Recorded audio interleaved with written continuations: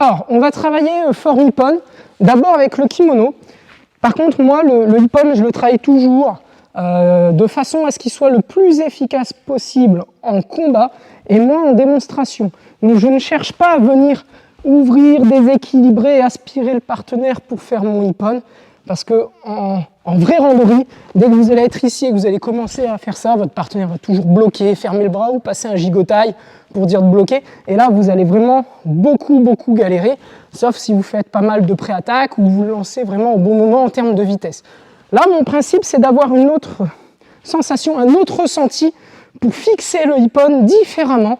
Et on verra après ce qui va nous permettre de, même sans kimono, justement plus pour l'aspect MMA, moi je le rentre avec des gants de boxe sur des élèves beaucoup plus lourds, donc il n'y a pas de souci, de pouvoir rentrer le Ippon sans justement n'ayant aucun grip. Donc mon travail pour le Ippon, pour moi ça va être vraiment de rechercher ici le contact sur cette épaule.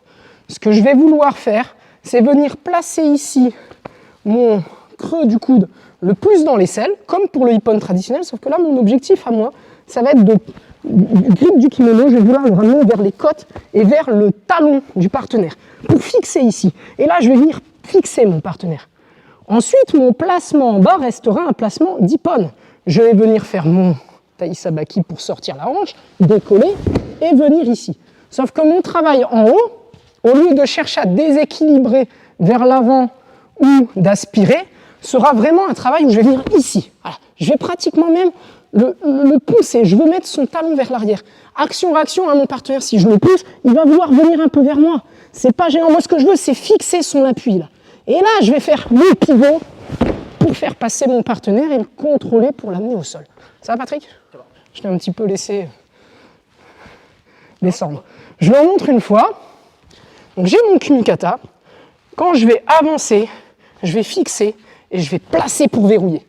Le plus haut, fermer les poings, ramener vers moi et coller. Et je veux que le coude et les côtes, comme si je veux les soulever. Et c'est du début à la fin. Par contre, l'obligation qui est un petit peu plus forte, c'est vraiment de descendre. Le centre de gravité sous celui du partenaire est encore plus important que sur la forme où j'aspire. Là, quand je vais descendre, il va vraiment falloir que je descende fort. Et je ne vais pas chercher à lever pour descendre. Je vais chercher à descendre, à regarder le contrôle et à continuer à descendre. Je suis toujours en contrôle jusqu'à la fin, d'avoir mes contrôles pour placer mes clés, ou si je suis en MMA, autre chose. Mais là, je peux me placer derrière. Ah, Patrick?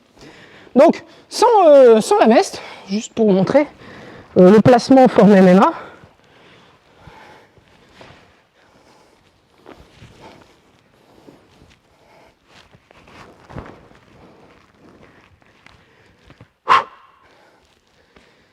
Donc, quand je vais être sur le placement forme MMA, pareil, j'ai pas de kumikata au départ, donc on imagine, je suis venu ici, et je veux faire comme si je veux faire un arm drag avec mon partenaire. 1, 2.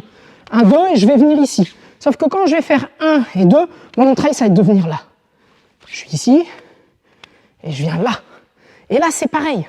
Coller, descendre, ramener mon contrôle pour travailler mon partenaire et garder mes appuis. Donc, je remonte. On est face à face, il y a eu des échanges de coups. Ah, j'ai récupéré. Là. Alors, je fais réagir un peu avant moi. Hein. Je fais mon début de arm drag, je fais mon début et je viens ici. Et là, c'est pousser pour descendre. Contrôler pour venir récupérer et travailler.